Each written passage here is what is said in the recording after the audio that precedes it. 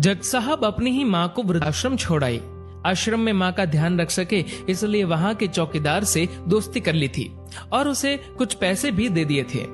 चौकीदार के पूछने पर जज साहब ने चौकीदार को अपने दिल की बात आंखों में आंसुओं के साथ बता दी कि घर में पत्नी है जो माँ के साथ बदतमीजी से पेश आती है और पत्नी के कहने पर दोनों बच्चों ने माँ से बात करनी ही बंद कर दी। माँ को अकेलापन लगने लगा और इन सब वजहों से दिन भर रोती रहती थी, इसीलिए उसे आश्रम छोड़ने के लिए आ गए। तो चौकीदार ने कहा, जज साहब आपके सामने सारे सबूत थे कि कौन सही और कौन गलत है, लेकिन अपनी ही माँ के साथ न्याय नहीं कर पाए तो औरों के साथ क्या न्याय करते होंगे आप। ये बात जज साहब के दिल को चुभ गई। चौकीदार की इतनी सी बात का इतना असर हुआ कि 2 रात नींद नहीं आई, 2 दिन से खाना नहीं खाया और कोर्ट भी नहीं गए। ऐसा लग रहा था जैसे एक चौकीदार ने जज साहब की दुनिया हिला दी हो। तीसरे दिन जज साहब अपने रूम से बाहर आए। पत्नी और बच्चे खाना लेकर इसी इंतजार में खड़े थे कि जज साहब कब खाना खाएंगे। अभी जज साहब ने एक कागज पत्नी को और 2 अलग अलग कागज अपने बच्चों के हाथ में थमा दिए। कागज की एक लाइन पढ़ी तो पत्नी के हाथों में से थाली गिर गई। उस पर लिखा था कि मैं तुम्हें तलाक दे रहा हूँ, और बच्चों से कहा, आज से मेरी सारी प्रॉपर्टी आप दोनों की, मुझे कुछ नहीं चाहिए। बच्चों ने उन्हें जबरदस्ती कुर्सी पर बिठाया, हाथ जोड़कर पैरों में गिरकर इन सब का कारण पूछा तो आंखों में आंसुओं के सैलाब के साथ जज साहब बोले कि मैं मेरी 65 वर्ष की माँ को आश्रम छोड़ के आया हूँ, अनजान लोगों के भरोसे छोड़ के आया हूँ, और आप सब कारण पूछ रहे हैं। हम लोगों को शर्म आनी चाहिए। रोज मेरे कोर्ट से आने के बाद माँ रोती थी कि बेटा प्लीज मुझे वृद्धाश्रम में शिफ्ट कर दो। आप में से किसी ने भी माँ से सीधे मुंह बात नहीं की और ये भी भूल गए कि जिस जज को आज पूरा शहर सलाम करता है, उसी जज को बनाने में उस माँ का कितना बड़ा रोल है। कभी दूसरों के घरों में काम करने जाती, तब भी मुझे अकेला ना छोड़ती थी। ऐसी भगवान समान माँ को मैंने आश्रम में छोड़ दिया, और वो भी ऐसे लोगों के भरोसे जिन्हें ये तक नहीं पता कि माँ को क्या बीमारियां है।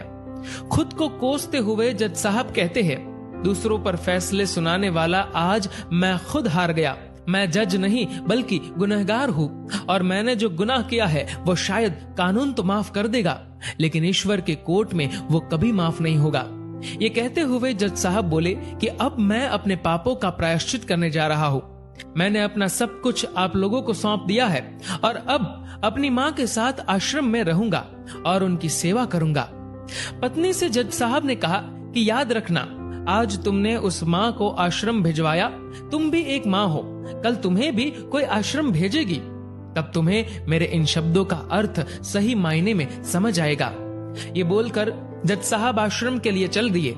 आधी रात को चौकीदार भी जज साहब को देखकर चौंक गया। आश्रम के अंदर दाखिल हुए तो देखा माँ सो रही थी। करीब जाकर देखा तो पूरे परिवार की तस्वीर से लिपटकर रोते हुए माँ सो गई थी। आश्रम का प्रशासन भी जाग गया, क्योंकि पीछे पीछे पत्नी और बच्चे भी आ गए थे। उन्हें ये एहसास हो गया था कि उन्होंने क्या पाप किया है।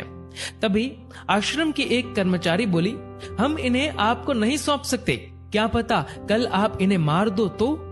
ये सुनते ही जज साहब की पत्नी को दिल में बहुत दर्द हुआ। वो बोल उठी कि मैडम जी, शायद हमारे हाथों बहुत बड़ा पाप हुआ है, मानते हैं, लेकिन अब हम इन्हें मारने नहीं, इन्हें एक नया जीवन देने आए हैं। आश्रम के सभी बुजुर्गों की आंखों में आंसू थे, सब के सब रो पड़े। खुशी के आंसुओं के साथ माँ को घर ले आए। लेकिन वही आश्रम में अनेक आंखें ऐसी थी जो किसी ना किसी का इंतजार कर रही थी। माँ, तेरा कर्ज मुझसे अदा क्या होगा, तू अगर नाराज है तो खुश मुझसे खुदा क्या होगा। दोस्तों, इस कहानी को लेकर आपकी क्या राय है, नीचे कमेंट करके जरूर बताएगा।